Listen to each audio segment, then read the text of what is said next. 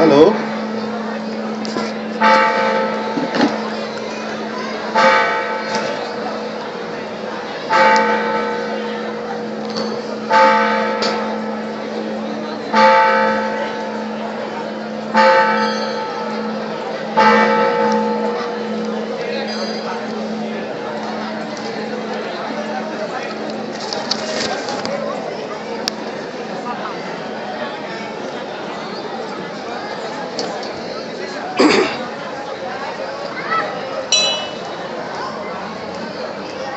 करवीर नगरीतील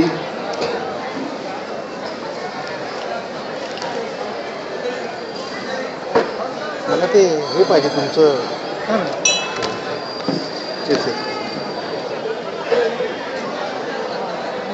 करवीर नगरीतील अध्यात्म प्रेमी रसिकांनो, आज मला खूप आनंद होतोय की महालक्ष्मीच्या मंदिरामध्ये वैद्यकीय सेवा आणि अध्यात्म या विषयावरती मी प्रवचन करणार आहे, हितगुज करणार आहे. आणि हे करत असताना मी माझ्या जीवनातला हा दिवस हा खरोखर सुवर्णाक्षरांनी लिहिला जावा इतका महत्त्वाचा आहे असं मला वाटतंय. आणि म्हणूनच मी प्रथमच श्री सिद्धिविनायक सांस्कृतिक सेवा मंडळ यांचे आभार मानतो की त्यांनी मला ही संधी या ठिकाणी दिली.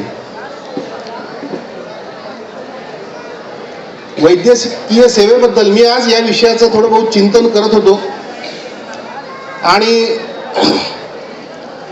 चिंतन करत होतो आज म्हणण्यापेक्षा असं म्हटलं तर ते जास्त बरं होईल की माझ्या आयुष्यामध्ये मी ज्या ज्या वेळेला एखादं ऑपरेशन करत होतो किंवा ज्या ज्या वेळेला मी एखादा रुग्ण तपासत होतो त्या वेळेला माझ्या मनामध्ये त्यानंतर हे चिंतन येत असे की वैद्यकीय सेवा आणि अध्यात्म याचा काय संबंध आहे. आणि खरं सांगतो असं म्हणायचं काही कारण नाही. कारण असं आहे की हे व्यासपीठ असं आहे की इथं खोटं कोणाला बोलताच येणार नाही. तर मला प्रत्येक वेळेला असं वाटत गेलं की वैद्यकीय सेवा आणि अध्यात्म याचा फार जवळचा संबंध आहे. तो संबंध इतक्या निरनिराळ्या अंगाने मला दिसत आला, मला जाणवत आला. आणि त्यातून माझ्या साहित्य लेखनामध्ये सुद्धा ज्या ज्या वेळेला मी वैद्यकीय व्यवसायाबाबत लिहित गेलो, ज्या ज्या वेळेला रुग्णांच्या दुःखांबाबत लिहित गेलो, ज्या ज्या वेळेला रुग्णांच्या व्यक्तिमत्वांबाबत लिहित गेलो, त्यांच्या समस्यांबाबत लिहित गेलो, त्या वेळेला हे अध्यात्म कुठं ना कुठं तरी त्या कथेमध्ये, त्या लेखामध्ये हे झिरपत आलं. त्या कादंबऱ्यांमध्ये हे अध्यात्म झिरपत आलं. आणि हे अध्यात्म मी असं मुद्दाम कधीच आणलं नव्हतं. म्हणजे व्यवसाय करताना किंवा ही सेवा करतानाही आणलं नव्हतं आणि लेखन करतानाही मनामध्ये असं ठेवून मी कधी लिहिलं नव्हतं की ज्यामुळं असं म्हणायला पाहिजे की हे मुद्दाम आणलेलं अध्यात्म आहे, असं नाही. म्हणजे ज्या अर्थी मी प्रत्येक रुग्ण बघत असताना किंवा ऑपरेशन करत असताना आणि त्यानंतर सुद्धा मी चिंतन करत असताना त्यावर अध्यात्म डोकावत होतं, ज्या ज्या वेळेला मी लिहिलं त्या वेळेला हे अध्यात्म त्या साहित्यातून परिवर्तित होत होतं, त्याचा एक जीवन संपूर्ण माझ्या जीवनाचा मीच जर अभ्यास केला तर त्याचा अर्थ असा आहे की मी जो काही सेवा केली, वैद्यकीय सेवा केली, या सेवेमधून एक अध्यात्म झिरपत होतं. एका अध्यात्माचं अधिष्ठान या सेवेला आहे आणि म्हणूनच हे होत होतं. म्हणजे फक्त आजचा अभ्यास, आज काहीतरी पॉईंट्स काढायचे, आज काहीतरी नोट्स लिहायच्या आणि तुमच्या पुढं कुठली तरी वचनं म्हणून दाखवून ते स्पष्ट करायचं असं मी करणार नाहीये. तर आज मी एकूणच माझ्या जीवनामध्ये माझा वैद्यकीय सेवेचा वसा जो जपला आजपर्यंत, त्या जपलेल्या वसायाबद्दल जे काही चिंतन आहे ते चिंतन जीवनभराचं माझं चिंतन आहे असं मी समजतो. आणि त्यातून परिवर्तित होणारी ही सगळी जी काही आध्यात्मिक मूल्य आहेत त्या मूल्यांचा मला आशीर्वाद लाभलेला आहे. आणि त्यामुळेच मी आज इतके वर्ष, जवळजवळ 30 वर्ष कोल्हापूरमध्ये अविरत वैद्यकीय सेवा करत आलेलो आहे. एक गोष्ट लक्षात घ्या, आता आपण बाकी बऱ्याचशा सेवा बघतो, अनेक प्रकारच्या सेवा उपलब्ध आहेत. त्याचप्रमाणे वैद्यकीय सेवा आहे, शिक्षण सेवा एक उपलब्ध आहे, किंवा आणखीन कुठली तरी व्यापाऱ्यांच्या सेवा अनेक उपलब्ध असतात. तशी एक वैद्यकीय सेवा उपलब्ध आहे. वैद्यकीय सेवेमध्ये 2 घटक येतात. एक घटक येतो तो रुग्ण येतो आणि दुसरा घटक येतो तो डॉक्टर हा येतो. तर एक गोष्ट जर तुम्ही लक्षात घेतली तर या सेवेचं वैशिष्ट्य काय आहे हे बघा, की तो रुग्ण ज्या वेळेला डॉक्टरकडे जातो त्यावेळेला त्या रुग्णाला खरंच बोलावं लागतं. म्हणजे तो खोटं बोलूच शकत नाही किंवा तो काही लपवूच शकत नाही. म्हणजे अगदी निर्वस्त्र होण्यापासून मनाच्या विचारांपासून पूर्ण विचार खरे काय आहेत ते डॉक्टरला सांगण्या वाचून त्याला काहीही गत्यंतर नसतं. आणि त्यानं जर तसं केलं नाही, त्यानं जर एखादी गोष्ट लपवली तर त्याच्याच दुखणं दूर होणार नाही हे त्याला माहीत असल्यामुळं एक प्रकारे तो जे खरं आहे ते सांगण्याचाच प्रयत्न करतो किंवा तेच फक्त सांगतो. आणि ते सांगितलं नाही तर त्याचंच नुकसान असतं म्हणून ते त्याला सांगणं भागच असतं. अशा पद्धतीनं एक बाजू रुग्णाची की जी सत्य बोलत असते, म्हणजे कुठेतरी सत्याचा स्पर्श या सेवेला आहे.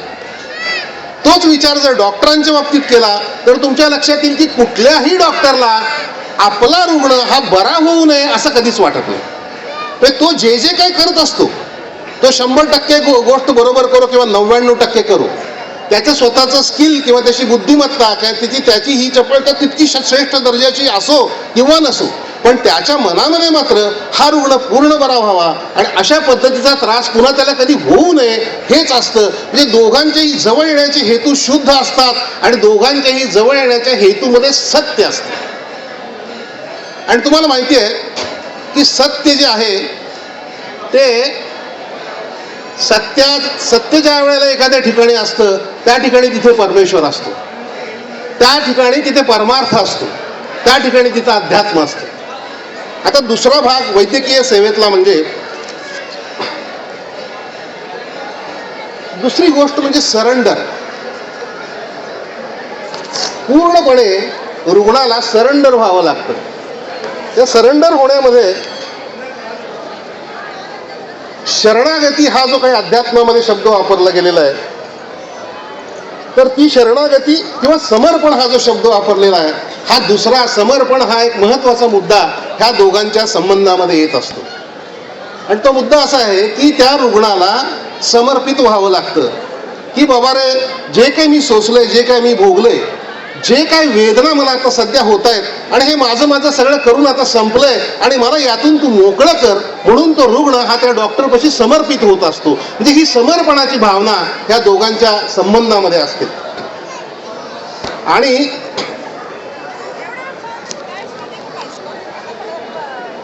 म्हणजे मला थोडक्यात काय म्हणायचं आहे, अध्यात्मातली जी दोन मूलभूत अशी मूल्य आहेत की एक म्हणजे सत्य आणि दुसरं म्हणजे समर्पण, ह्या दोन्हींचाही स्पर्श या सेवेला असतो. म्हणून या सेवेचा अध्यात्माशी एक महत्वाचा संबंध आहे. आता आपण आपल्या कित्येक साधू संतांनी ही गोष्ट सांगितलेलीच आहे की जे का रंजले गांजले त्यासी म्हणे जो आपुला, तोची साधू ओळखावा, देव तेथेची जाणावा. म्हणजे ज्या वेळेला आपण वेदनेमध्ये असतो त्यावेळेला डॉक्टर हा खरोखरच देवासारखा प्रत्येकाला वाटत असतो. म्हणजे वेगळं काही नाही तर डॉक्टरकडे ज्या वेळेला रुग्ण आपलं दुःख व्यक्त करत असतो, वेदना व्यक्त करत असतो, त्यावेळेला त्याच्या मनामध्ये आपण जणू परमेश्वरापाशीच ही वेदना व्यक्त करतोय आणि यातून आपण मुक्ती मागतोय, अशा पद्धतीची त्याची मनोवृत्ती असते. आणि डॉक्टर सेवा देतानाही या पद्धतीनं सदहेतूनच त्याची सेवा देत असतो. म्हणजे दोघांचाही हेतू शुद्ध असतो, दोघेही सत्यावर अधिष्ठित असतात आणि दोघेही परमेश्वराला स्मरून या सेवेचे घटक बनतात. आणि शेवटी काय घडणार ते परमेश्वरच ठरवत असतो. कारण बघा, काही वेळेला असं होतं की डॉक्टरने सेवा देऊन सुद्धा तो रुग्ण काही पूर्णपणे बरा होईल अशी गॅरंटी देता येत नाही, किंवा या सेवेत दोघांनाही फळाची अपेक्षा करता येत नाही. म्हणजे रुग्णाच्या रोगावर त्याचं भविष्य अवलंबून असतं. रुग्णाला म्हणजे कोणता रोग आहे त्याच्यावर त्याचं भविष्य अवलंबून आहे, तो बरा होणार आहे का नाही होणार आहे. एखादा मोठा हार्ट अटॅक आला आणि जर समजून कम्प्लिटली जर समजा हृदयाची पुढची बाजू जर निकामी झाली तर त्या रुग्णाला प्रयत्न करणं डॉक्टरच्या हातात आहे, परंतु त्या रुग्णाला वाचवणं हे काय डॉक्टरच्या पूर्ण हातामध्ये नाही. शेवटी तो भाग हा त्याच्या नशिबाचा आहे, रुग्णाच्या नशिबाचा आहे. म्हणजे कोणतं त्याला फळ मिळणार, त्या फळाची काही शाश्वती नसते. काही फळ मिळू शकेल, चांगलं मिळू शकेल किंवा वाईट मिळू शकेल, तरी सुद्धा ती सेवा ही करावीच लागते. म्हणजे त्या सेवेला फळाची अपेक्षा ही अपेक्षित नसते. अपेक्षित म्हणजे इच्छा असेल चांगलं व्हावं, पण त्याच्यावरती त्याचा कंट्रोल नसतो. आणि या सेवेत त्यामुळं इथं फक्त सेवा आणि सेवा एवढंच असतं. सेवेचं कर्म करणं, आणि कर्म फलापासून मुक्त असणारी ही सेवा आपोआपच निष्काम कर्माकडे घेऊन जाते आणि डॉक्टरला कर्मयोगी बनवते. म्हणजे शेवटी या सेवेमधून आपणाला फळ काय प्राप्त होणार आहे याची काही तिथे दोघांनाही हे नसते, पण ही सेवा चालत असते. आणि ज्या सेवेला कर्मप्राप्ती किंवा फलप्राप्तीची अधिष्ठानच नाही अशा पद्धतीची या सेवेला ती सेवा आपोआपच निष्काम कर्माकडे घेऊन जाते आणि निष्काम कर्माकडे घेऊन गेल्यानंतर डॉक्टरला आपोआपच ती कर्मयोगी बनवते. इथं आध्यात्मिक कसा स्पर्श या सेवेला आहे हे मला सांगायचं. एक गोष्ट ध्यानात घ्यायला पाहिजे ती ही की डॉक्टरला दिलेले पैसे हे त्याचं फळ नव्हे. पैसे हे त्याच्या सेवेचं फळ नव्हे, तर ती त्याला सेवा करण्याकरता दिली गेलेली ऊर्जा आहे. याची जाण डॉक्टरना असणं गरजेचं आहे. आणि खरं फळ जे आहे तो रुग्ण त्या वेदनेपासून मुक्त होतो आणि त्या रुग्णाच्या चेहऱ्यावरती जे हास्य फुलतं ते हास्य ही खरं फळ डॉक्टरला सुद्धा हे खरं फळ या सेवेचं आहे हे त्यानं मानलं पाहिजे. आता काय होतं की हल्ली फलप्राप्तीबाबत सोयीस्कररित्या दुमत होऊ लागले. या सेवेला त्यामुळे धंद्याचं स्वरूप कधी कधी प्राप्त होताना दिसतंय आणि हे दुःखदायकच आहे. पैसे जास्त घेऊन भरभर मोठे होणारे डॉक्टर आपण पाहतो, पण जरी तसे ते काही काळाकरता मोठे झाले तरी सुद्धा त्यांच्या जीवनाचा सुखदुःखाचा आलेख जर तुम्ही उघडून पाहिलात त्यांच्या आयुष्याच्या शेवटच्या काही कालावधीमध्ये, तर तुमच्या लक्षात येईल की असा मोठा झालेला डॉक्टर हा आयुष्याच्या त्याच्या शेवटच्या आलेखांमध्ये तो काही फार सुखी झालेला, फार आनंदी झालेला दिसत नाही. त्याला कारणं अनेक असतील, परंतु त्याच्या जीवनामध्ये खऱ्या अर्थानं जे समाधान म्हटलं जातं ते काही त्याला मिळत नाही. हे डॉक्टरांनी आता आत्मपरीक्षण करून हे बघण्याची गरज आहे असं वाटावं, अशा पद्धतीची या सेवेची वेळ आलेली आहे. म्हणजे थोडक्यात सांगायचं झालं तर सरतेची वैद्यकीय सेवा ही सदहेतूने केलेली, सत्यावर अधिष्ठित आणि निष्काम कर्माकडे नेणारी सेवा आहे. निष्काम कर्मयोग या 4 खांबांवरती उभा आहे असं वाटतं. आणि ते 4 खांब कोणते आहेत? सत्य, शरणागती, विश्वास आणि निष्काम कर्मयोग. या 4 खांबांवरती ही वैद्यकीय सेवा उभी आहे. आणि यातले पहिले 3 खांब आहेत हे रुग्णाच्याकडे आहेत आणि शेवटचा जो खांब आहे हा खांब निष्काम कर्मयोगाचा खांब आहे.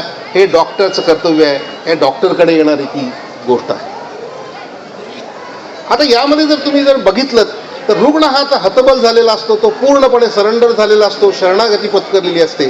त्यामुळे पहिले त्याच्याकडे असलेले जे 3 खांब आहेत त्या खांबांना काही होण्याची शक्यताच नाहीये. ते 3 खांब कोणते? म्हणजे सत्य. रुग्ण हे सत्य सांगणार, ह्याच्यात काहीही बदल होणार नाही. रुग्णानं असत्य सांगितलं तर त्याचंच नुकसान. दुसरं म्हणजे रुग्ण शरणागती पत्करतो किंवा आत्मसमर्पित होतो, सरेंडर होतो, हेही सत्यच आहे, कारण रुग्णाला त्यावेळेला वेदनाच तितकी मोठी होत असते. अशा वेळेला तोही खांब काही कुठे हलणार नाही किंवा काही होणार नाही. आणि तिसरा खांब म्हणजे विश्वास. त्या विश्वासाच्या बाबतीमध्ये म्हणजे रुग्णाने डॉक्टरवर विश्वास ठेवावा या बाबतीमध्ये मी असंख्य लेख लोकमतमध्ये गेले वर्षभर लिहित आलेलो आहे की जोपर्यंत तुम्ही विश्वास ठेवत नाही तोपर्यंत काहीही होत नाही. विश्वासाच्या अधिष्ठानावरच रोगमुक्ती होणे शक्य आहे. अविश्वासानं जर तुम्ही कोणाकडे गेलात, अविश्वासानं जर तुम्ही कोणाची सेवा घेतलीत तर तुम्हाला त्याच्यात सक्सेस मिळायची शक्यता फार कमी आहे. त्यामुळे हा तिसरा जो विश्वासाचा भाग आहे हा पेशंटने पाळायचा भाग आहे आणि पेशंट तो पाळायलाही तयार असतो, कारण तो परत हतबलच असतो. तो विश्वास ठेवतो, सुरुवातीला त्याला बसतो नाही बसतो, पण कळ जोरात आली, वेदना जोरात निर्माण झाल्या, दुःख जोरात व्हायला लागलं की तो शेवटी सरेंडर होतो. तो शेवटी विश्वासही ठेवायला तयार होतो. मी ठेवतो बाबा विश्वास तुझ्यावर. आणि म्हणूनच तुम्हाला माहिती असेल की मला आठवतं की मी जवळजवळ माझ्या आयुष्यामध्ये 500 ते 1000 रुग्णांच्या बाबतीमध्ये त्यांच्यावरती मी सह्या नातेवाईकांच्या घेतलेल्या आहेत, कारण रुग्ण काही सही करायच्या अवस्थेत नसतो. तर त्या सह्या घेतलेल्या मला आठवतात की त्या सहीत काय लिहिलं होतं. त्या सहीमध्ये असं लिहिलं होतं की डॉक्टरने ऑपरेशन करत असताना हा रुग्ण टेबलवर गतप्राण जरी झाला तरी सुद्धा आमची कसलीही काहीही तक्रार नाही, इतका विश्वास टाकून हे रुग्ण हा तुमच्याकडे येतो. म्हणजे पहिले 3 खांब या सेवेचे जे आहेत ना, हे 3ही खांब अबाधित आहेत. आणि हे खांब लवचिक होण्याची शक्यता मला वाटत नाही. जोपर्यंत स्वतःचा प्राण आपणाला हवा आहे तोपर्यंत हे खांब लवचिक होणार नाही.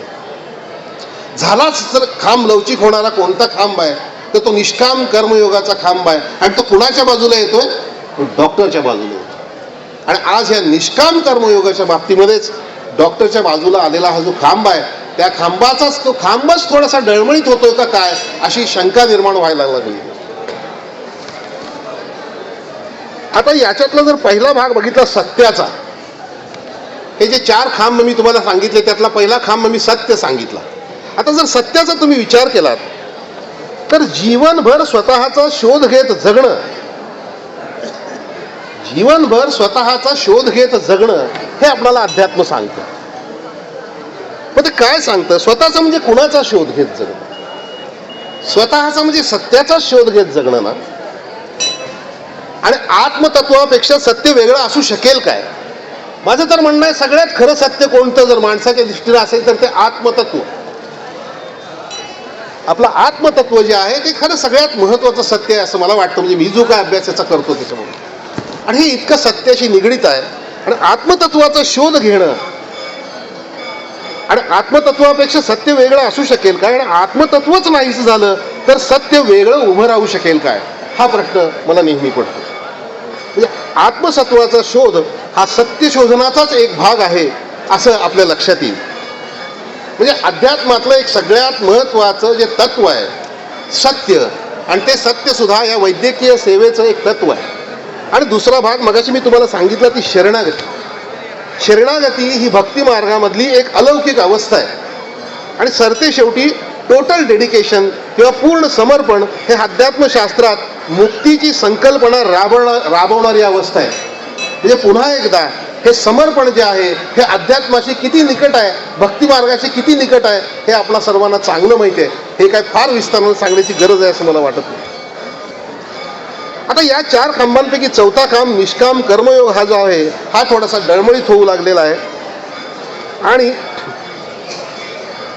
एक प्रॉब्लेम काय झालाय की फळाची अपेक्षा न करता करणं, कर्म करणं किंवा निष्काम कर्म करणं याचा वास्तविक अर्थ हा निरनिराळ्या प्रकारे लावला गेल्यामुळं हा खांब डळमळीत होत गेला असावा असं वाटतं. कर्माचं फल हे बिदागीच्या स्वरूपात मांडण्याची आजकालची प्रथा बनत चालली आहे. परंतु कर्माचं फल हे वेगळं असतं आणि बिदागी किंवा आर्थिक फायदा हा फक्त त्याचा एक भाग आहे. रुग्णाचा आजार दूर होणं हे डॉक्टरांचं कर्मफल आहे आणि त्याची वेदना नाहीशी येऊन त्याच्या चेहऱ्यावर आनंद लहरी निर्माण होणं हे त्याचं फळ आहे. मिळणारा पैसा हे त्याचं फळ नव्हे. ही गोष्ट डॉक्टर कदाचित थोडेसे विसरून चाललेत असं वाटतं. याचा अर्थ डॉक्टरांनी पैसा मिळवू नये असं नव्हे. उदरनिर्वाहासाठी लागणाऱ्या ऊर्जे इतका किंवा थोडासा अधिक अर्थलाभ हा मानधन म्हणून घेणं चुकीचं नाही. शिक्षक मुलांना शिकवतो, शिक्षक जेव्हा मुलांना शिकवतो तो काय महिन्याला मला पगार किती मिळणार आहे हे बघून शिकवत नाही. तर शिक्षक जेव्हा शिकवतो त्या कर्माचं फळ म्हणजे त्या मुलाला ज्ञान प्राप्ती होणं हे असतं. मुलगा किती मोठा होईल, त्याच्या शाळेत शिकणारा मुलगा हा किती मोठा थोर असा ग्रस्त बनेल, चांगला नागरिक बनेल आणि त्याला ज्ञान प्राप्त होईल, ही त्याचं कर्मफळ असतं. त्याला महिन्याला मिळणारा पगार हे त्याचं कर्मफळ असत नाही. हे शिक्षकांच्या जसं ध्यानात यायला पाहिजे तसंच डॉक्टरांच्याही ध्यानात ही गोष्ट येणं गरजेचं वाटतं.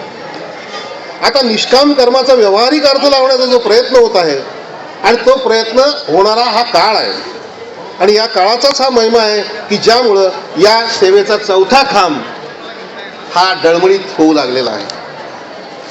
मला आठवतं की डॉक्टर आणि रुग्ण यांचा जो संबंध आहे, पुन्हा आपण एकदा परत डॉक्टर आणि रुग्ण या सेवेकडे वळूया. तर डॉक्टर आणि रुग्ण यांचा जो संबंध आहे याचा अभ्यास मी आयुष्यभर करत आलो आणि याच्यावर मी लिहितही आलो. आणि याच्यावर मी लिहित आलो त्या लिहिण्याला एक वेगळा अर्थ आहे असं मला वाटतं. याचं कारण मी जे काय जगत आलो, मी जे काय भोगत आलो, मी जे काय अनुभवत आलो आणि ज्याच्यापासून मी आनंद आणि दुःख घेत आलो, पचवत आलो, रिचवत आलो, ते मी माझ्या पुढच्या अनुभवातनं मी हे मांडले की डॉक्टर आणि रुग्ण यांचा संबंध आणि संपर्क कसा असावा, त्यांचं एक वेगळं नातं आहे आणि हे नातं टिकवणं किती महत्वाचं आहे याकरता मी नेहमी लिहित आलो. माझा अनुबंध नावाचा एक कथासंग्रह आहे. त्या कथासंग्रहामध्ये मी सर्व डॉक्टर आणि रुग्ण यांच्या संबंधांबद्दल आणि या नात्यांबद्दलच ते पुस्तक लिहिलेलं आहे. त्या पुस्तकामध्ये 15-20 कथा आहेत आणि त्या पुस्तकाची दुसरी आवृत्ती आता प्रकाशित झालेली आहे. तर ह्या डॉक्टर आणि रुग्णांचा संबंध कशा प्रकारचा आहे हे पाहत असताना माझ्या जीवनामध्ये मी ह्या पूर्व दिशेकडून पश्चिम दिशेकडे या अगदी अख्ख्या पृथ्वी तलावर म्हणजे आपला भारत देश घ्या मधला घ्यायचा असेल तर तुम्हाला स्वीडन घ्या किंवा युरोप घ्या, आणि एकदम पश्चिमेकडचा घ्यायचा असेल तर तुम्हाला अमेरिका घ्या. या तिन्ही देशामध्ये जाऊन तिन्ही देशामध्ये काही काळ राहून तिथले डॉक्टर आणि तिथले रुग्ण यांचा संबंध कसा आहे याबद्दल मी खूप अभ्यास केला. एक गोष्ट मला अशी जाणवली यावरून, आज मला असं सांगावंसं वाटतंय की आज भारतामध्ये रुग्ण आणि डॉक्टर यांचा जो संबंध आहे तो अजूनही सौहार्दतेचा संबंध आहे. अजूनही त्याच्यामध्ये प्रेम आहे, अजूनही त्याच्यामध्ये जबाबदारीची जाणीव आहे.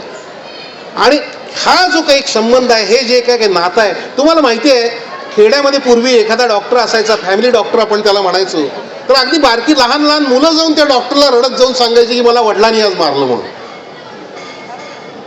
अहो, त्यांना डॉक्टर घरी आल्याशिवाय घरातली लग्न व्हायची नाहीत, म्हणजे घरातलं लग्न ठरायचंही नाही, म्हणजे याद्याही व्हायच्या नाहीत आणि लग्नाला अक्षता पण पडायच्या नाहीत. म्हणजे कुणाचा भाऊ, कुणाचं वडील, कुणाचा काका, कुणाचा मामा, कुणाचा मित्र, अशा सर्व प्रकारची नाती ज्या एका नात्यानं जपलीत, असं डॉक्टर आणि रुग्णांचं हे नातं. मला एक सांगा, आता इथं तुम्हाला अध्यात्म दिसत नाही का? असं काय असतं हो की जो सगळी नाती जपतो? असं कोण असतं? सगळी नाती स्वतःमध्ये जपणारं असं व्यक्तिमत्व कुणाचं असतं? जर तुम्ही बघितलं, फक्त परमेश्वराचं असतं. तर एक काळ भारतामध्ये असा होता की असा डॉक्टर की जो खरोखर एक परमेश्वराचं रूप होता, आणि जसा परमेश्वर हा रुग्णाला काहीतरी एक नवं जीवन देत होता, तशा पद्धतीनं तो देत होता. आणि अशा प्रकारची सगळी नाती सांभाळत मिळतील तेवढे पैसे घेऊन निष्काम पद्धतीनं हा डॉक्टर अनेक वर्ष आपलं काम करत होता. आणि हे जे काही भारतीय संस्कृतीमध्ये किंवा आपल्या खेड्यांमध्ये दिसून येत होतं, त्याची मुळं इतकी खोल गेलेली आहेत की अजूनही डॉक्टर आणि रुग्ण यांचं नातं हे अजूनही आपल्या पूर्वेकडे बऱ्यापैकी 50% तरी स्थिर आहे. त्याची मुळं उचकटायला लागलेली आहेत आता अनेक कारणांमुळं, पण तरी सुद्धा अजून काही मुळं ही तग धरून आहेत, आणि ही तग धरून मुळं असणं हे अत्यंत गरजेचं आहे. त्याच्यात थोडंसं पुढे गेल्यानंतर मी ज्यावेळेला इंग्लंडमध्ये गेलो, इंग्लंडमध्ये डॉक्टर आणि रुग्णांचे संबंध मी बघत होतो, तर तरीही त्यातल्या त्यात मी असं म्हणेन की स्वीडनमध्ये किंवा युरोपमध्ये म्हणजे इंग्लंडमध्ये डॉक्टर आणि रुग्ण यांचं नातं अजूनही तिथंही थोडं बहुत अजूनही नातं शिल्लक आहे. हे मध्यावर शिल्लक आहे अजून थोडं बहुत, आपल्यापेक्षा कमी पण शिल्लक आहे तिथे, अगदीच तिथं सगळं संपलेलं नाहीये. पण ज्या वेळेला तिथून मी प्रवास पुढे केला आणि पश्चिमेकडे गेलो, त्यावेळेला मला एक जाणवलं की अमेरिकेमध्ये हे जे काही नातं आहे, हा जो काही ओलावा आहे नात्याचा, हा नात्याचा ओलावा मात्र अगदी पूर्णपणे संपुष्टात आला. म्हणजे एखाद्या रुग्णाला पोटात दुखायला लागल्यानंतर त्याला त्याच्या स्पेशालिस्टची अपॉइंटमेंट 2 महिन्यानं मिळावी, ही गोष्ट आज अमेरिकेमध्ये होती. रुग्ण हा कोण आहे, रुग्णाचं व्यक्तिमत्व काय आहे, आणि रुग्णाला झालेला आजार सोडून बाकीचा रुग्ण काय आहे, याचा कुठल्याही प्रकारे तिथं अभ्यास केला जातो.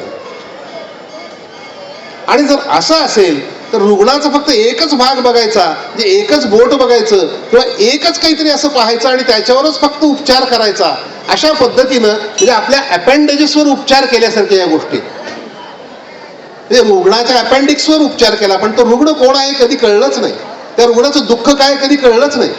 रुग्णाचं एक बोट पुढच्या बाजूला जर काळं झालं होतं ते काढून टाकलं, पण त्या रुग्णाच्या आतलं दुःख कधी त्या डॉक्टरला दिसलंच नाही, किंवा त्या रुग्णाला कधी त्या डॉक्टरकडे बघितल्यानंतर असं काही आतून भरवून आलंच नाही.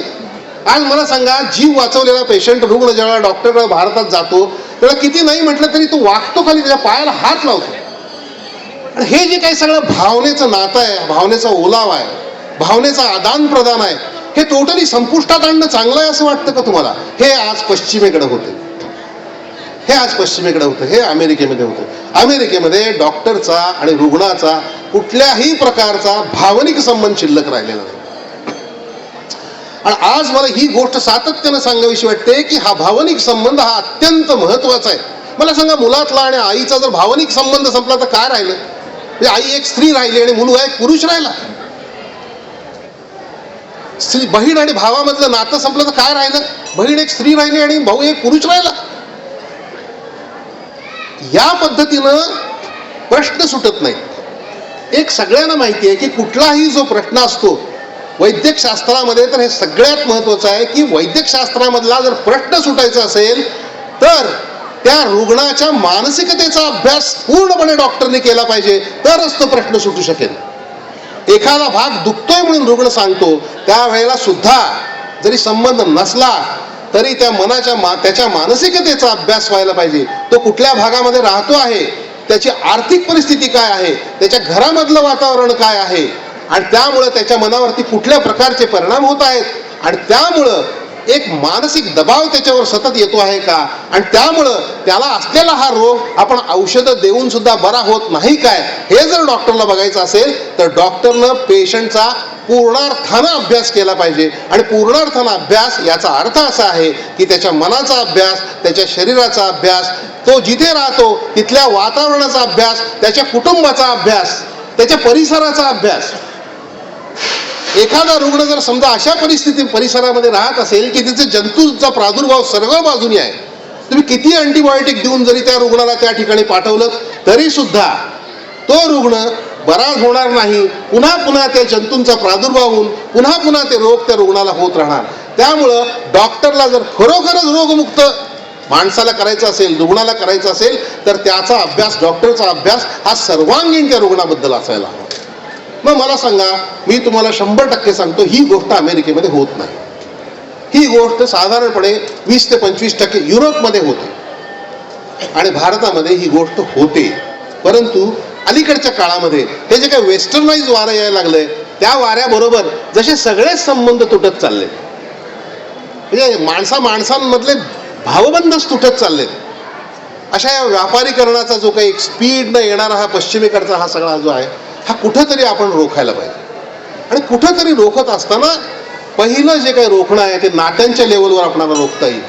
आणि म्हणून मला नेहमी असं वाटतं की आईचं आणि मुलाचं जे नातं 50 वर्षापूर्वी होतं, 100 वर्षापूर्वी होतं, तेच टिकायला पाहिजे. थोडासा त्यात बदल होऊ दे, नाही असं नाही. आधुनिकतेच्या दृष्टीनं मित्राचं आणि मित्राचं नातं तेच टिकायला पाहिजे. भाऊ बहिणीचं नातं तसंच टिकायला पाहिजे. आणि तसंच मला म्हणायचं की रुग्णाचं आणखीन डॉक्टरांचं नातं सुद्धा तसंच टिकायला पाहिजे. तरच खऱ्या अर्थाने रोगमुक्त होण्याला त्या रुग्णाला अर्थ प्राप्त होईल असं मला वाटतंय. आणि WHO सुद्धा, म्हणजे वर्ल्ड हेल्थ ऑर्गनायझेशनची सुद्धा व्याख्या हीच आहे की बरं होणं म्हणजे काय. बरं होणं म्हणजे मानसिकदृष्ट्या, शारीरिकदृष्ट्या आणि सभोवतालच्या वातावरणाच्या दृष्टीनं सुद्धा जेव्हा पेशंट बरा होतो त्यावेळेला तो खरा बरा झाला असं समजा, असं वर्ल्ड हेल्थ ऑर्गनायझेशननी सांगितलं. मग वर्ल्ड हेल्थ ऑर्गनायझेशन युनोमध्ये बसलेली वर्ल्ड हेल्थ ऑर्गनायझेशन हे सांगत असेल, त्याचा अर्थ काय? स्पष्ट मराठी भाषेमध्ये सांगायचं म्हणजे मन, रुग्णाचं मन, शरीर आणि त्याचं वातावरण, समाज, सामाजिक परिस्थिती, या तिन्हीमध्ये ज्या वेळेला तो रुग्ण बरा होईल त्यावेळेला तो हा खऱ्या अर्थाने रुग्ण बरा झाला. त्याला क्युअर म्हणायचं, नाही तर बाकी कशाला क्युअर म्हणायचं नाही. याचा अभ्यास रुग्ण आणि डॉक्टर या ह्याच्यामध्ये होण्याची गरज आहे असं मला वाटतं. आता आपण थोडंसं, मला आणखीन काही गोष्टी तुम्हाला सांगायच्या आहेत. त्या म्हणजे माझ्या स्वतःच्या वैयक्तिक वैद्यकीय सेवेच्या याच्यामध्ये आलेल्या माझ्या काही रुग्णांच्या बाबतीमध्ये घडलेल्या घटना आहेत, त्या मी तुम्हाला सांगतो. की वैद्यकीय सेवेचं ज्यावेळेला मी अनुभव घेत होतो त्यावेळेला जे चिंतन करत होतो त्यातून मला काही, आता एक उदाहरण सांगतो. सरिता मुडे नावाची एक रुग्ण होती. तर ती मंगळवेढा गावची मुलगी आहे. मंगळवेढा गावामधून अनेक ठिकाणी जाऊन इथे कुठे पर्सनल मला माझी प्रौढी मिळवायची आता मला गरजच नाही, कारण मी 58-60कडे झुकायला लागलोय, माझं प्रॅक्टिस ऑलमोस्ट आता. तर ही मुलगी ज्यावेळेला माझ्याकडे आली त्यावेळेला साधारण 22-23 वर्षाची होती. नुकतं तिचं लग्न पण झालं होतं. एका सुदृढ मुलानं त्या मुलीला, अपंग मुलगी होती आणि आपली पत्नी म्हणून स्वीकारलं होतं. अत्यंत हुशार मुलगी होती. तिचं मराठी भाषा, तिचं बोलणं इतकं सुंदर होतं. आणि त्या मुलीचा एक पाय चांगला होता आणि एक पाय मात्र असा उलटा होता, म्हणजे खुब्यापासून तो पाय असा उलटा पोटाकडे गेलेला होता. कॉन्ट्रॅक्चस, म्हणजे जाळ्या तयार होऊन तो पाय तिचा पोटाला चिकटला होता, म्हणजे उलट्या दिशेनं तो होता. पण छोटा पाय होता तिचा, तो इकडच्या पाया एवढा लांब नव्हता आणि त्यामुळे तिला एकाच पायावर चालावं लागायचं. तिचं साधारणपणे 22 ते 23 वर्षापर्यंतचं आयुष्य तिनं लंगडतच काढलं होतं, लंगडी घालतच काढलं. आणि आली ती माझ्याकडे. मग आम्ही तिचं ठरवलं की तिचं आपण ऑपरेशन करायचं. खूप अवघड ऑपरेशन होतं. ती पण बिचारी काय, काही पैसा तर खर्च होणार, काही पैसे जमा केले आणि ती घेऊन आली. तिचे घरचे सगळे लोक आले आणि अत्यंत अवघड ऑपरेशन होतं. ते ऑपरेशन करायचं असं मी ठरवलं. आता ते ठरवत असताना सुद्धा मी तुम्हाला सांगतो, मी आज माझ्यापाशी माझ्यासमोर सिद्धिविनायक आहे आणि इथं मागच्या बाजूला करवीर वासिनी अंबाबाई आहे. कुठल्याही माणसाचं खोटं बोलण्याचं धाडस होणार नाही आणि मी कधी आयुष्यात तसं खोटं बोललो नाही. तर मला म्हणायचं की मी ज्या वेळेला या पेशंटचं ऑपरेशन करण्याची जबाबदारी मी घ्यायची का नाही घ्यायची, हे ज्यावेळेला मी ठरवत असतो ना, त्यावेळेला मी आत साथ घालत असतो कुठे.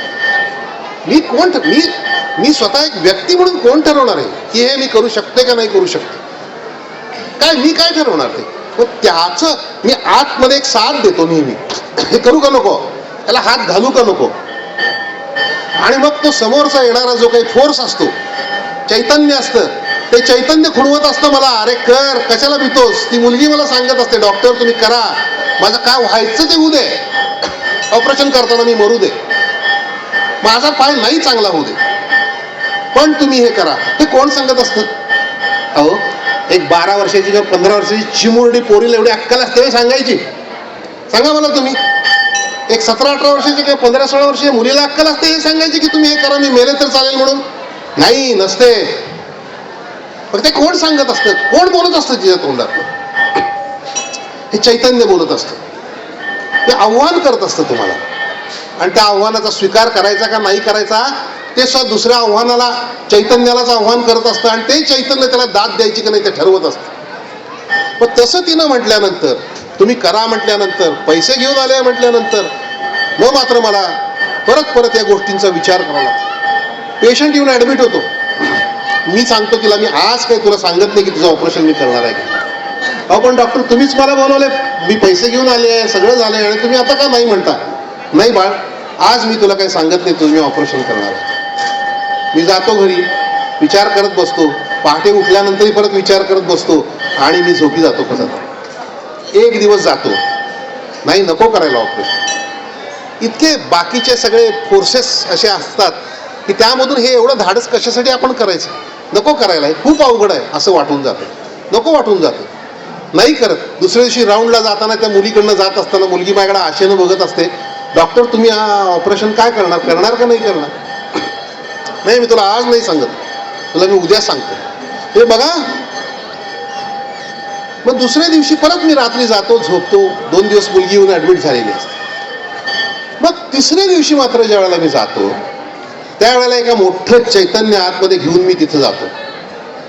एक मोठं चैतन्य असं माझ्या आतमध्ये झंकारत असतं, सळसळत असतं. ते घेऊन मी दवाखान्यात जातो आणि त्या मुलीपाशी जाऊन उभा राहतो आणि त्या मुलीला त्या दिवशी मी सांगतो की तुझं ऑपरेशन मी आज करणार आहे. मला सांगा, 2 दिवसापूर्वी नव्हती ना ऊर्जा तुमच्यात हे करण्याची? 2 दिवसापूर्वी तुम्ही ते ऑपरेशन करू शकत नव्हता असं तुम्हाला जर वाटत होतं, याचा अर्थ तुम्ही लिमिटेडच होता. याचा अर्थ तुम्ही लिमिटेडच होता. आणि मग तिसऱ्या दिवशी सकाळी तुम्हाला का वाटलं बरं की जावं त्या मुलीला आणि सांगावं की मी तुझं आज ऑपरेशन करतो म्हणून? मला सांगा, त्या मुलीनं, छोट्याशा मुलीनं तुम्हाला स्वतःचा जीव बलिदान करून सांगावं की मी मेले तरी चालेल पण माझं ऑपरेशन करा. आणि 2 दिवस गप्प असलेले तुम्ही तिसऱ्या दिवशी मात्र एवढे सळसळते होऊन तिथं जाता आणि सांगता की मी तुझं आज ऑपरेशन करतो. या सगळ्यामध्ये तुम्हाला कुठंच अध्यात्म दिसत नाही. मला तर या सगळ्यामध्ये फक्त अध्यात्म झिरपताना दिसते. एखादं असं घनघोर जंगल असावं आणि पानांच्या मध्ये असलेल्या छोट्याशा भागामधून सूर्याची किरणं खाली यावीत आणि सगळं जंगल असं मंगलमय होऊन जावं, प्रकाशित होऊन जावं. त्याप्रमाणे माझं मन प्रकाशित होऊन जातं आणि त्या प्रकाशित झालेल्या मनामधून जो उन्मेष माझ्यामध्ये येतो त्या उन्मेषाचा मी फायदा घेतो आणि तिला जाऊन सांगतो, काय वाटेल तसलं तुझं ऑपरेशन असू दे, मी ते करतो आज, चल. का होतं असं? कुठून येतं हे सगळं? कुठून येते ही शक्ती? आणि तुम्हाला असं वाटतं का ही शक्ती तुमच्यामध्ये साठवलेली आहे म्हणून? ही शक्ती आपल्यामध्ये साठवलेली मुळीच नाही आहे. नाहीतर अशा आपण शक्तिहीन झालोच नसतो. दर अर्ध्या तासाला, दर 6 तासाला, दर 5 तासाला आपण विचारहीन झालोच नसतो. आपण किंग कर्तव्य विमूढ झालोच नसतो. म्हणून मला म्हणायचं आहे की ऊर्जा जी येते ना, ऊर्जा ही कुठून तरी तुमच्यामध्ये येते, त्या ऊर्जाच्या स्रोताचा तुम्ही अभ्यास करा आणि त्या ऊर्जाच्या स्रोताची तुम्ही वाट बघा. काय सगळं चाललेलं आहे अध्यात्मामध्ये. अध्यात्मामध्ये या प्रार्थना ज्या चाललेल्या आहेत त्या कशासाठी चाललेल्या आहेत? तू शक्ती दे. ओम भूर्भुवः स्वाहा तत्सवितुर्वरेण्यं भर्गो देवस्य धीमहि धियो यो न प्रचोदयात्. सूर्या तू शक्ती दे. मग या निसर्गाकडे आणि या विश्वाकडे शक्तीची मागणी करण्याकरताची असलेली जी संकल्पना आहे ना, ती संकल्पना जी अध्यात्मामध्ये आहे, तीच संकल्पना ह्या वैद्यकीय व्यवसायामध्ये एखादं असं महत्त्वाचं आणि मोठं कार्य करायचं असेल तर त्यावेळेला ती ऊर्जा मागावी लागते. आणि ती ऊर्जा येत असते. त्या ऊर्जेचा प्रवाह कुठल्या दिशेनं आपल्याकडे येतोय आणि आपण कशा पद्धतीनं मागितल्यानंतर ती ऊर्जा आपल्याला मिळते. तुम्ही स्वतःमध्ये गर्व ठेवून मागितली तर नाही मिळणार, अहंकार ठेवून मागवली तर नाही मिळणार, पैशाच्या अपेक्षेनं मागितली तर नाही मिळणार. पण सगळ्याचा त्याग करून तुम्ही फक्त त्या एका आत्म्याचं कल्याण करण्याकरता म्हणून मला तू ऊर्जा दे असं म्हणून त्या परमात्म्याला जर ती ऊर्जा मागितली तर तो तुम्हाला देतो आणि त्या आत्म्याचं तुम्ही कल्याण करू शकता. म्हणजे शेवटी पुन्हा देणं घेणं तिकडून तिकडं आहे. आपण पुन्हा एकदा आपण फक्त नैमित्तिक आहोत याची जाण असेल तरच ती ऊर्जा तुम्हाला मिळेल. आणि या ऊर्जेचा स्रोत शोधण्याचं कार्य करण्याचंच खरं म्हणजे जीवनामध्ये अर्थ आहे, हे आपल्या सगळ्यांना जाणवलं पाहिजे. मी त्या मुलीचं ऑपरेशन केलं. ऊर्जा सुद्धा कशा परत परत मिळत राहतात याचंच उदाहरण मला तुम्हाला सांगायचं आहे. आणि चैतन्याचा झरा नावाचा मी एक लेख लिहिला. काय झालं, तिचं मी ऑपरेशन केलं. इतकं ऑपरेशन अवघड होतं. बरं, तिथे काही मला बांधायला, रक्तपुरवठा बंद करायला अशीही काही जागा नव्हती. त्यामुळे रक्तस्रावही होत होता. अनेक 2-3 बाटल्या रक्त तिला दिलं. नुसतं कट करत करत ती जाडी कट करत करत मी चाललो होतो. आणि अक्षरशः म्हणजे मी अनेक ऑपरेशन जरी केली असली तरी त्या दिवशी तिचं जे ऑपरेशन ते करत असताना मला स्वतःच बऱ्याच वेळेला असं वाटून गेलं की अरे काय करतोय का आपण. म्हणजे एखादा माणूस दगड फोडण्याकरता पहारीनं पहाड फोडावा त्याप्रमाणे आपण चाकून काट काट काट दिसेल ते कापत सुटलं तिचा पाय सोडवण्याकरता. आणि ते सगळं मी केलं. त्या मुलीला संध्याकाळी तिच्या जागेवरती पाठवलं. प्रचंड वेदना तिला होत असणार असं मला वाटलं, असं मला सतत वाटत राहिलं. आणि तिचं ब्लड प्रेशर हे ते सगळं बघून झाल्यानंतर मी माझ्या घरी निघून गेल्यानंतर मी सातत्यानं माझ्या हॉस्पिटलमध्ये फोन करत राहिलो आणि विचारत राहिलो ती कशी आहे, काय चांगली, बरी आहे. आणि दुसऱ्या दिवशी सकाळी मी परत आल्यानंतर मला सांगा की आपल्या जीवनामध्ये एक रोगच व्हायला पाहिजे असं नाही आहे. आपण रोजच्या आपल्या जीवनामध्ये किती असंतुष्ट असतो, किती आपल्याला दुःख असतं. आणि आजचा काळ तर इतका हा असा होऊन बसलेला आहे. हे सगळं राजकारणातले चढउतार, समाजकारणातले चढउतार, निष्ठेंचे चढउतार, असत्याचे चढउतार, सगळीकडं हे जे काही कलुषित असं वातावरण निर्माण होत चाललेलं आहे, यामुळे होणारं दुःख, नात्यामध्ये असलेल्या आपल्यामधला हा सगळा दुराभाव, यातून जे काही एक आपल्याला वैमनस्य येतं आणि जगण्यामधला अर्थ उडून जायला लागतो आणि मग आपण खिन्न होतो. आणि दुसऱ्या दिवशी आलो मी सकाळी 9-9:30ला ते बसलो. त्या आदल्या दिवशी तर ते काम सगळं मी केलं होतं आणि मी खिन्न होऊन माझ्या खुर्चीवर बसलो. अक्षरशः म्हणजे काय कोणाला माहिती. आणि इतकी खिन्नता का आली असेल काय समजत नाही मला. म्हणजे अक्षरशः डोळ्यामध्ये पाणी यायला लागलं मला. काय अर्थ नाही, काय आपण करतोय, कशाला करतोय, तेव्हा असं मला वाटायला लागलं. ही खिन्नता मी हे करत असताना कुठले विचार डोक्यात यायला लागले, नको ते. आणि म्हटलं ठीक आहे, आता आपण नाहीतरी आलोय ना इथे, उगाच या खिन्नतेचा जास्त हे करायला नको आपण. म्हणून डोक्यातले मी सगळे विषय झटकायचा प्रयत्न केला आणि म्हटलं आपण त्या मुलीला जाऊन भेटून येऊया. पण मला वाटत होतं की ही मुलगी आक्रोश करत असणार, रडत असणार, वेदनेनं व्याकुळ झालेली असणार.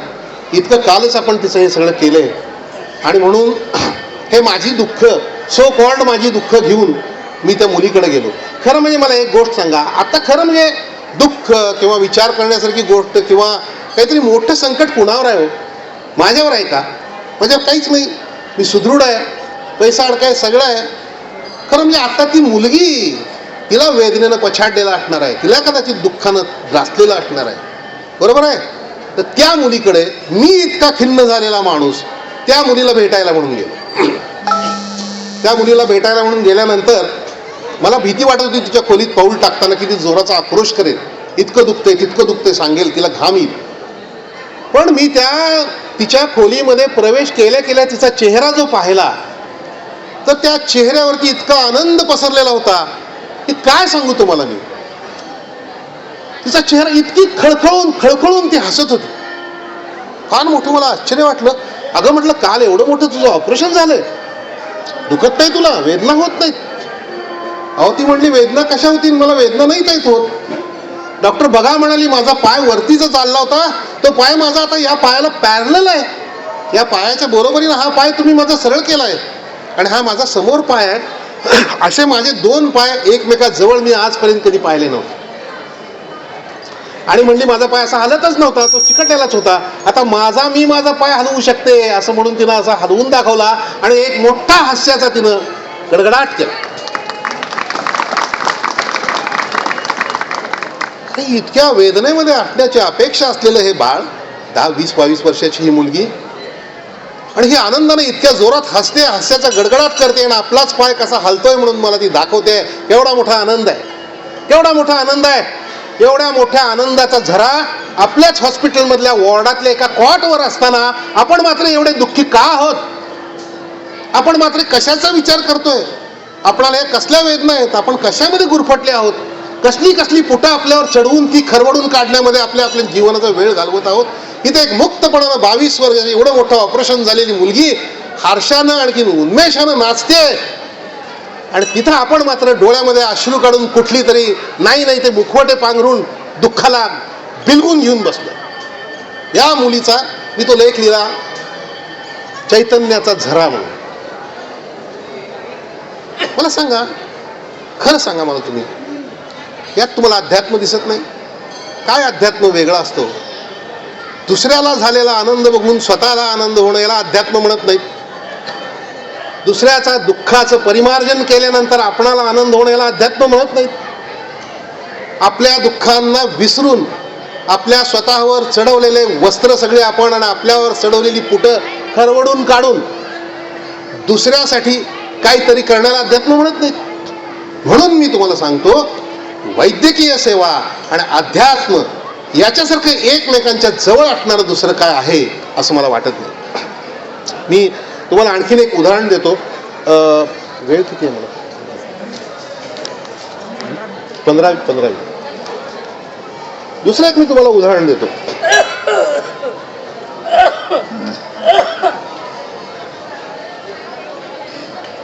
एक पंढरपूरकडचा एक मुलगा होता, तर त्याला पोलिओ झाला होता. आणि तो असाच ॲडमिट झाला येऊन बाहेर. त्याचंही काम जे करणं होतं ते खूप अवघड होतं आणि ते करायचं का नाही करायचं त्या सगळ्या वातावरणात. त्या पंढरपूरकडचे लोक ज्यावेळेला माझ्या हॉस्पिटलमध्ये यायचे त्यावेळी ते एक स्टोव बरोबर घेऊन यायचे, मग ते सगळे पीठ बरोबर घेऊन यायचे आणि ते माझ्याच हॉस्पिटलमधल्या तिथल्या एका ह्याच्यामध्ये कॉरिडॉरमध्ये, म्हणजे एका तिथल्या बाल्कनीमध्ये, तिथं ते भाकरी वगैरे करायची मुलाकरता. त्यांना परवडायचंच नाही बाहेरचा डबा घेणं. 30 रुपयाला असू दे, 40 रुपयाला असू दे, पैशाने त्यांना परवडायचंच नाही बाहेरचा डबा घेणं. तर त्याची आई आणि तो दोघंच आले होते तिथं, ते राहत होते तिथं आणि त्याची आई रोज भाकरी गरम करायची. आणि मी जेव्हा राऊंडला जायचो, तो राऊंड घेऊन आल्यावर शेवटचा तो सेकंड लास्ट तो पेशंट असायचा, त्यानंतर बाहेर पडायचो, ते बाल्कनीत ती भाकरी करत असायची आणि गरम गरम भाकरी अशी ती तव्यावर भाजत असायची, फुगलेली असायची. आणि मला पण भूक लागलेली असायची. 8:30 पावणे 9चा रात्रीचा वेळ असायचा. आणि ती बाई मला म्हणायची रोज येताना की, डॉक्टर भाकरी खाणार का? भाकरी खाणार का म्हटलं म्हणजे आई एक असं मला म्हणायची, हो भाकरी खाऊन जा, गरम आहे म्हणून. त्यानंतर असं गरम आहे भाकरी खाऊन जा पत्नी म्हणत असेल, नाही असं मी म्हणत नाही, पण रात्रीच्या वेळेला मी हॉस्पिटलमध्येच होतो.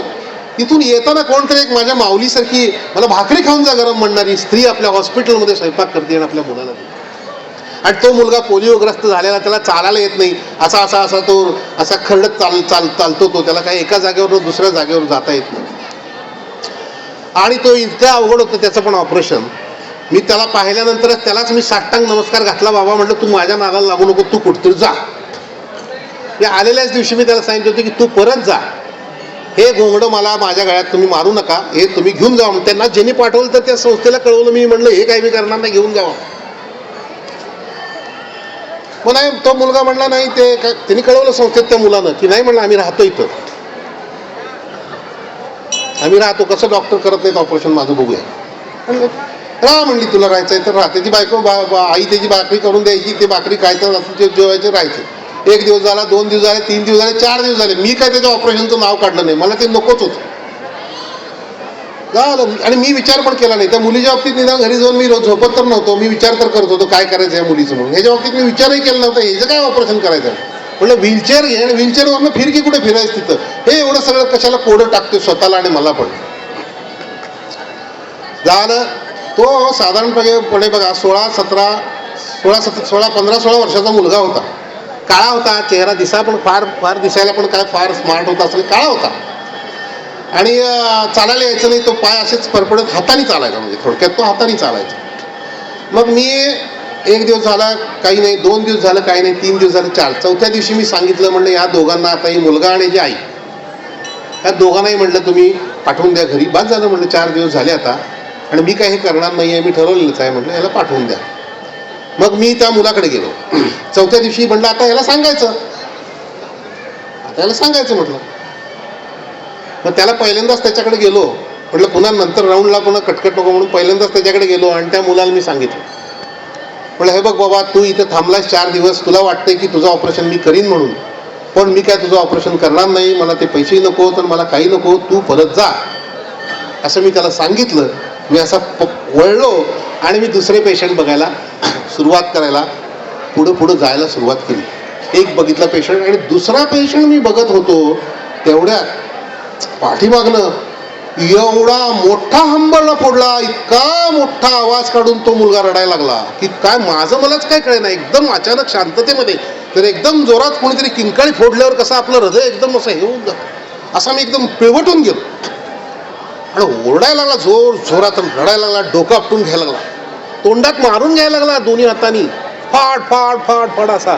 आणि सगळा त्याचा घामानं नहालेला चेहरा, काळा चेहरा, डोळ्यातनं अश्रू सगळे ओघळलेले आणि दोन्ही हातांनी थोबाडीत मारून घेत असलेलं लाल होत असलेलं त्याचं गाल. काय समजे ना, मी असं एकदम 180 डिग्रीमध्ये वळालो आणि बघतोय तर तो मुलगा अशा पद्धतीनं जोरात अकरा पद्धतीने रडायला लागला. म्हणाला डॉक्टर एकच गोष्ट तुम्हाला सांगतो, तुम्ही जर हे केलं नाही तर मी जीव देणार म्हटलं, काय पण तुम्ही करा म्हटलं, आणि माझ्यात तेवढी ताकद आहे म्हटलं, मला या जगण्यात काही अर्थ नाही आहे, मी जीव देणार. अरे बापरे म्हटलं, आता अवघड आलं. आणि म्हटलं डॉक्टर माझं काय व्हायचं ते होऊ दे, पण हे तुम्ही करायचं. अहो खरोखर या अपंग मुलांवरती अशी अवस्था आलेली असते. अरे एक तर मला मुक्त करा यातनं, अपंगत्वातनं, किंवा एक तर मारून टाका. हे मधलं कशाला ठेवताय काय सगळं, हे मधलं आयुष्य नको आम्हाला. ही त्यांच्यावर वेळ आलेली असते. आणि ही मुलं मला काय कळेना की आता ह्याच्या बाबतीत काय करावं आपण. पण ही जी वेळ होती आणि त्याचा तो जो काय त्याचा तो चेहरा, त्याचं ते दुःख आणि ते सगळं बघून कुठेतरी असं मी विस्कटलो. आणि मी स्वतःला प्रश्न केला की कुठल्या गोष्टीला तू भीतोस म्हणून तू ह्याला करत नाहीस. हे कष्टाला भीतोस, तुला आळस आहे म्हणून करत नाहीस, तुला पैसे मिळणार नाही म्हणून करत नाहीस. कुठल्या गोष्टीसाठी भीती बाळगतोस तू, भीती तू करत नाहीस. म्हणजे एक तर तुला कंटाळा असेल किंवा दुसरं तर तू भीत असशील. म्हणून एखादं काम करत नाही ना, या 2 गोष्टींसाठी तो करत नाही. एक तर तो भीतो किंवा त्याला कंटाळा आलेला असतो. पण तो ज्यावेळेला भीतो त्यावेळेला खोटं सांगतो, मला कंटाळा आहे, मला नाही करायचं. तर मी मला स्वतःला प्रश्न विचारत होतो आणि तो स्वतः बडवून घेत होता स्वतःच्या चेहऱ्यावर. मग तो मी म्हणालो, मला वाटलं ठीक आहे. मी त्याला जवळ बोललो. मग तो असा रांगत माझ्या जवळ आला, माझ्या पायावर त्याने डोकं ठेवलं आणि मला म्हणाला डॉक्टर काय पण झालं तरी मला तुम्ही हे केलं पाहिजे, नाही तर मी जीव देणार. म्हणजे ठीक आहे, मी तुझं करतो, हरकत नाही. पण कशा करता रे एवढं तुला हे करायचं आहे, काय करायचं आहे तुला आयुष्यात म्हणून तू हे करतोस, काय बनायचं आहे तुला, काय करायचं आहे तुझं ध्येय काय आयुष्यातलं म्हणून तू एवढं मरणाला सामोरं करून घेऊन तुला काय तर करायची इच्छा नाही. तर त्यावेळेला तो मला म्हणाला की तो म्हणाला मला डॉक्टर बनायचं आहे, मला डॉक्टर बनायचं आहे, म्हणून मला या जागेवरून दुसऱ्या जागेला जाता आलं पाहिजे. आणि तसं जर मी जाऊ शकलो नाही तर मी चांगला डॉक्टर बनणार नाही. आणि म्हणून मला हे करायचं आहे आणि म्हणून तुम्ही हे करा.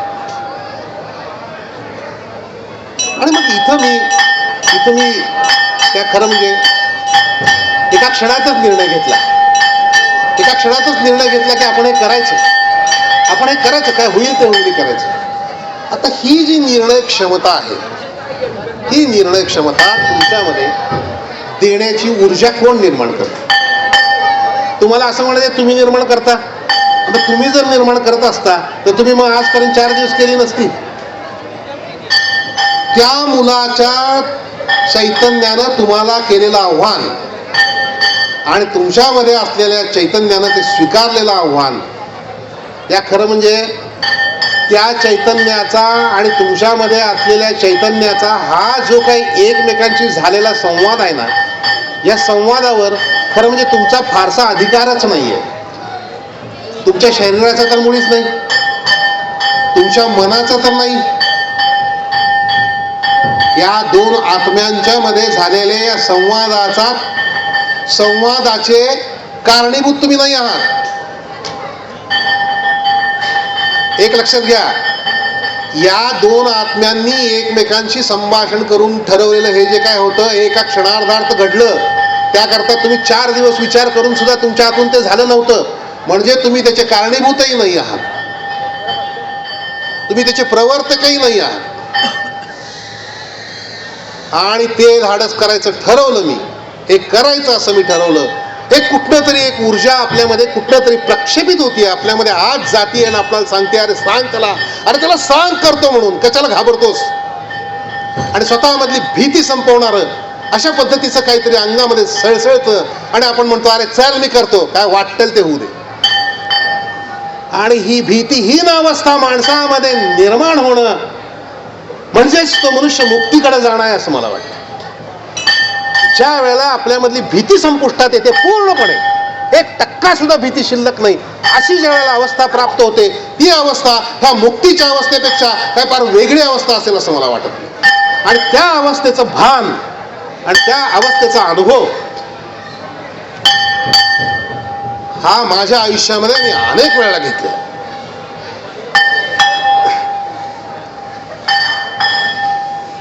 तुम्ही म्हणाल कसं काय तू काय फार मुक्त झालास काय, तुला काय मुक्ती मिळाल्यासारखं बोलायला लागलायस काय? असं नाहीये. आपण ज्या वेळेला टोटली भीतीपासून मुक्त होतो असे काही काळ हा सर्जन अनुभवत असतो, एवढंच मी तुम्हाला सांगतो. सामान्य माणसाला खरा सर्जन, जातिवंत सर्जन हा काय अवस्थांमधून आयुष्यातल्या जात असतो हे कळत नसतं. आणि हे कदाचित कळणारही नसतं, कारण ते वेगळं असतं. ते कळावं अशी अपेक्षाही नसते. पण अशा भीतीहीन किंवा भीती नसताना बरीच कामं सर्जनला करावी लागतात. एखादं मोठं ऑपरेशन असतं. तुम्हाला माहिती आहे का, मी स्वतः माझे काही मित्र कार्डिओथोरॅसिक सर्जन आहे. एका माणसाचं हार्ट कम्प्लिटली टोटली ते बंद पाडायचं, दुसरीकडून कुठून तरी हे करायचं आणि ते हार्ट कट कर, त्याच्यामध्ये हे घाल, त्याच्यामध्ये ती व्हॉल्व घाल, त्याच्यामध्ये ही व्हॉल्व घाल. अहो कसली भीती होत्या माणसाला. सर डायरेक्ट हार्ट छाती फाडून तो बाहेर हे काढून त्याच्यामध्ये कट करून त्याच्यामध्ये व्हॉल्व घालतो. आमचं सोडा, आम्ही तर ऑर्थोपेडिक सर्जन, आमचा संबंध हाडांची स्नायूंशी येतो जास्तीत जास्त करून, किंवा जास्तीत जास्त आला तर मणक्याशी येतो, ते आम्ही ओपन करतो. भीती ही पूर्णपणे भीतीला बगल देऊन आपलं कार्य करण्याची, ज्याच्यावर सतत पाळी असते, आयुष्यभर पाळी असते, असा मनुष्य असतो तो सर्जन. आणि या सर्जनला पुन्हा त्याहीपेक्षा जास्त भीतीमुक्त करण्याचं काम अशा प्रकारचं चैतन्य करत असतं. आणि म्हणून जे चैतन्य तुम्हाला काहीतरी असं अलौकिक करण्याकरता उद्युक्त करतं, जे चैतन्य तुम्हाला भीतीपासून दूर खेचतं आणि तुम्हाला एक प्रकारे मुक्तीचा स्पर्श करून देतं, अशा पद्धतीचं हे चैतन्य असल्यामुळं ते जे चैतन्य आहे ते तितकंच महत्वाचं आहे. म्हणजे रुग्ण आणि डॉक्टर या संबंधांमधलं, या सेवेमधलं रुग्ण हे जे पात्र आहे ना, हे डॉक्टरला एका अर्थानं मुक्तीकडे खेचून देणारं पात्र आहे असं मला वाटत आहे. आणि डॉक्टर हा तर रुग्णाला वर खेचतच असतो, तो जीवदान देत असतो. मुक्ती ही त्याच्या पुढचा भाग आहे. पण एका बाजूला डॉक्टर हा रुग्णाला जीवदान देत असतो, त्याचा जीव वाचवत असतो, त्याची वेदना नाहीशी करत असतो, आणि त्याच वेळेला रुग्ण हा डॉक्टरच्या अस्तित्वाला चॅलेंज देत असतो. अरे तू कर, मी लिहून देतो, मी मेलो तर चालेल, तू घाल हात, कुठेही तक्रार करणार नाही. नातेवाईक लिहून देतात, चल आम्ही लिहून देतो, तुम्ही करा धाडस. आणि ज्या वेळेला आपण धाडस करतो, भीतीपासून दूर होऊन धाडस करतो, त्यावेळेला तो डॉक्टर सुद्धा एक स्टेप त्याच्या आयुष्यामध्ये मुक्तीकडे झुकलेला असतो. आणि म्हणून मला तुम्हाला सांगावं असं वाटतं की वैद्यकीय क्षेत्रामधली रुग्ण आणि डॉक्टर आणि ही वैद्यकीय सेवा ही कशी एक प्रकारे रुग्णाला जीवन देणारी, आणि जीवन दिल्यानंतर त्या जीवनापासून त्याला मुक्तीकडे तो स्वतः जाईल, आणि डॉक्टरला तर डायरेक्ट मृत्यूकडे खेचणारा रुग्ण कसा असतो, अशा पद्धतीनं ज्या दोन यातल्या घटकांमध्ये नुसता संबंध नाहीये, नुसतं नातं नाहीये, नुसतं प्रेम नाहीये, तर याच्यामध्ये याची ताकद या दोन पात्रांमध्ये अशी आहे की दोन पात्र जर एकरूप झाली आणि सत्यावर अधिष्ठित होऊन त्यांनी जर खरं कर्म निष्काम पद्धतीनं करायचं ठरवलं, तर एका बाजूला तो रुग्ण सुद्धा आणि एका बाजूला तो डॉक्टर सुद्धा मुक्त होऊन जाईल आणि मुक्तीकडे जाईल. यात मला तर कुठलीही शंका नाही. म्हणजे 30 वर्षाच्या आयुष्यामध्ये मी एवढंच फक्त बघत आलो, माणसं वाचत आलो, माणसांची दुःख बघत आलो, त्यांच्या वेदना बघत आलो, त्या सोडवण्याचा प्रयत्न करत आलो. पैसे मी घेतले असतील, घेतले नाहीत असं मी म्हणत नाही, ज्या काही गरजा होत्या त्या मीही केल्या असतील, पण तो फार वेगळा विषय आहे. मला सांगा, तो विषय आणि मी तुमच्याशी जे तासभर आता बोलत आलोय हा विषय, हा किती वेगळे विषय. पैसे घेणं आणि पैसे देणं हे किती किती किती तरी कमी प्रतीचं हे व्यवहार आहे, त्याचा काही संबंधच नाही.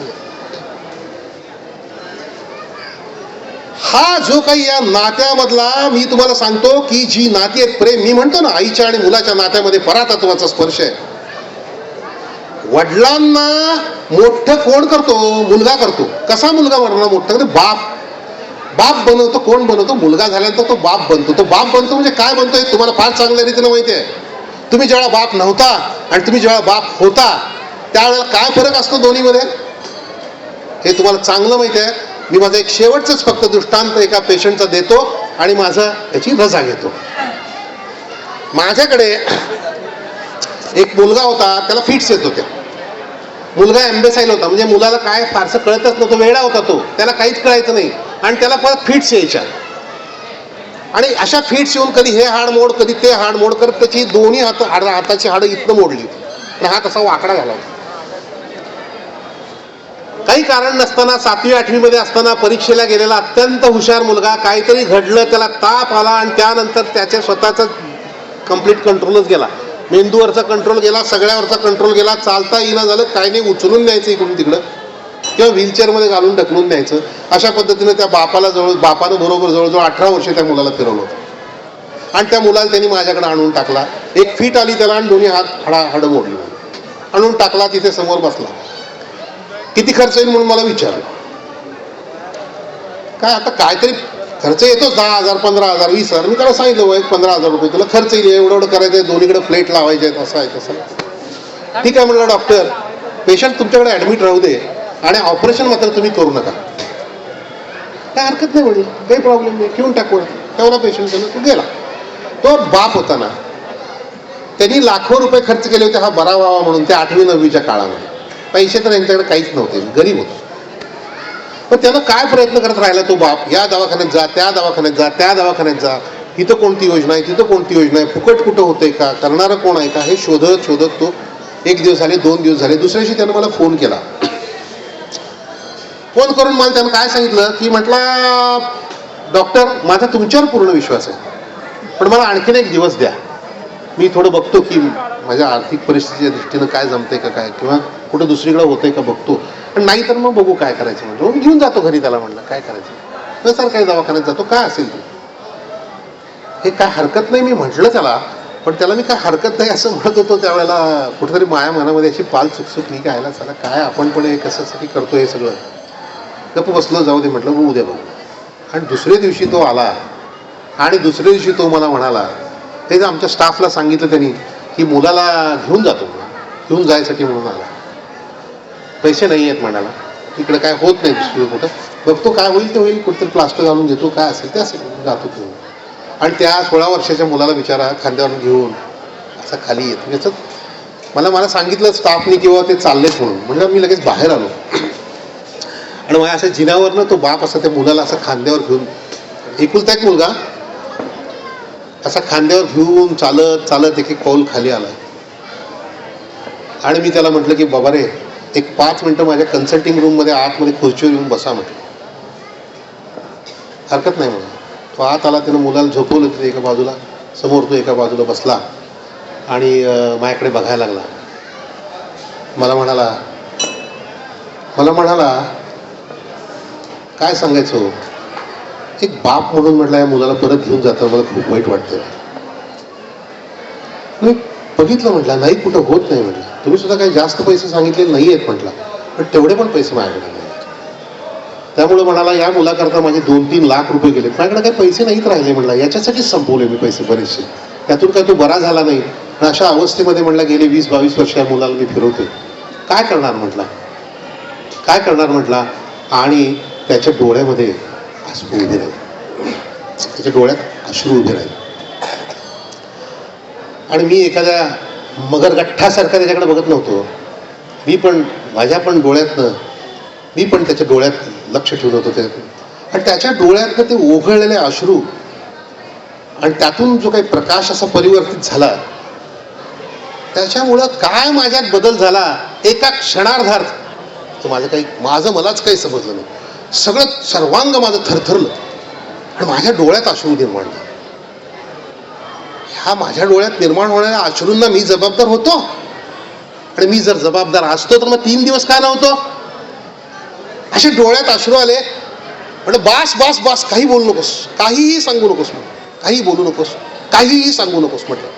या मुलाला इथं ठेवायचं म्हणालं, या मुलाचं मी ऑपरेशन करतो आणि तुला काय द्यायचे ते पैसे, 1 रुपया दिलास तरी मी तुला काय विचारणार नाही, तुला काय द्यायचे ते पैसे दे आणि याला इथून मी ऑपरेशन करूनच पाठवणार.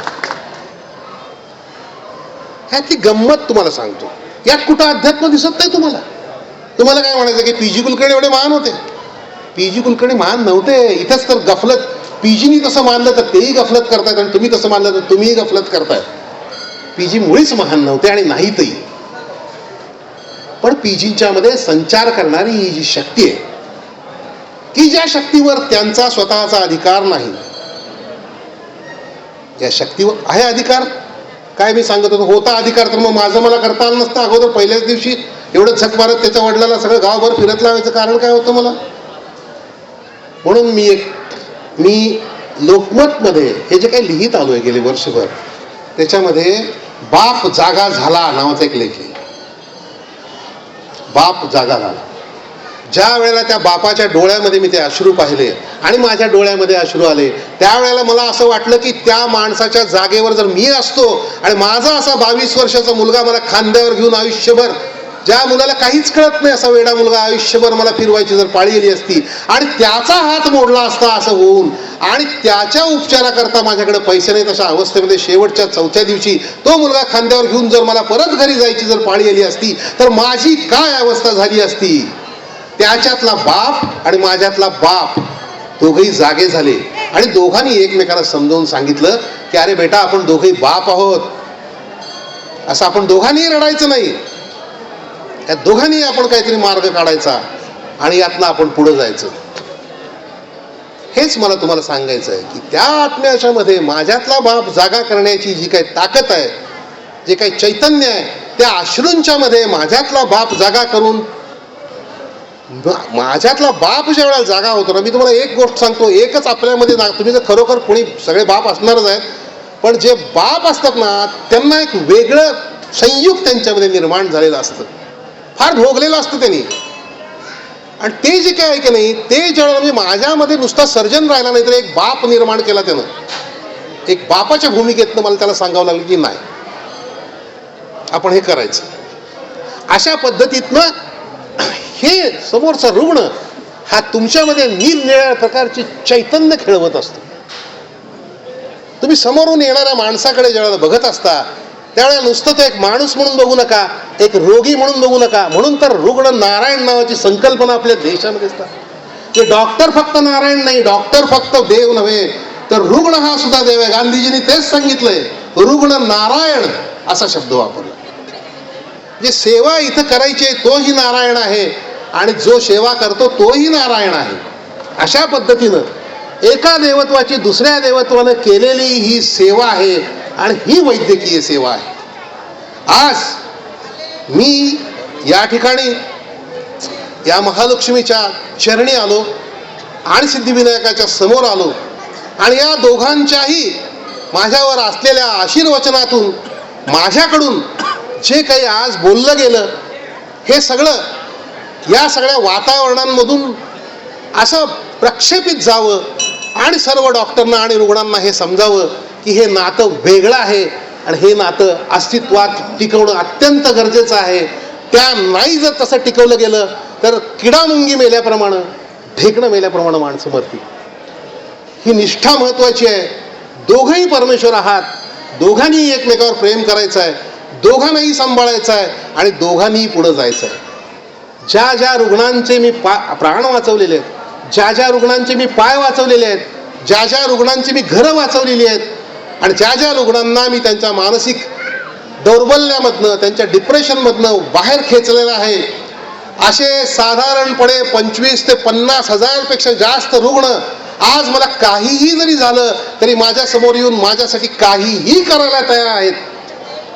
एवढं माझं विश्व कुटुंब निर्माण करण्याचं सामर्थ्य काय सांगितलंय अध्यात्मानं. विश्व कुटुंबाचीच संकल्पना आहे ना अध्यात्माची, दुसरी काय संकल्पना आहे? अध्यात्माची संकल्पना तो आत्मा आणि हा आत्मा वेगळा नाही आणि त्या परमात्म्याचेच आपण अंश आहोत आणि त्या दृष्टीनं तोही नारायण आहे आणि तूही नारायण आहे. त्या मोठ्या नारायणासाठी आपण हे सगळं करायचं आहे असं मानणारी ही सेवा ही अध्यात्मापेक्षा कशी वेगळी असू शकेल? माझं म्हणणं एकच आहे, अध्यात्म म्हणजे काही वेगळं नसतं. अध्यात्म म्हणजे काही वेगळे ढोल बडवायचं कारण नसतं. अध्यात्म म्हणजे समोर आलेल्या माणसाबद्दल आपल्या मनामध्ये प्रेमाची जागृती होणं म्हणजे अध्यात्म आहे. आणि तसंच त्याला आपल्याला त्याच्याबद्दल प्रेम वाटणं, या दोन आत्म्यांच्या संबंधांचा साक्षात्कार होणं हे अध्यात्म आहे. आणि असा संबंधांचा साक्षात्कार घडवून आणणारी ती वेदना असेल की जी रुग्णाला डॉक्टरकडे घेऊन जाते आणि शेवटी दोघांना पण एका वेगळ्या संकल्पनेचा, वेगळ्या अध्यात्माचा स्पर्श करून देते, एका परातत्वाचा स्पर्श करून देते. आणि म्हणून वैद्यकीय सेवा ही अध्यात्माच्या अधिक निकटची आहे असं मला वाटतं. आणि वैद्यकीय सेवा म्हणजे अध्यात्मच आहे, त्यापेक्षा वेगळं काय नाही.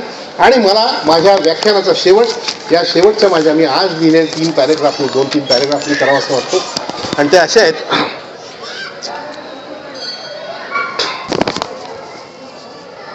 मला तर ही सेवा एका माणसाची दुसऱ्या माणसाने केलेली सेवा वाटते.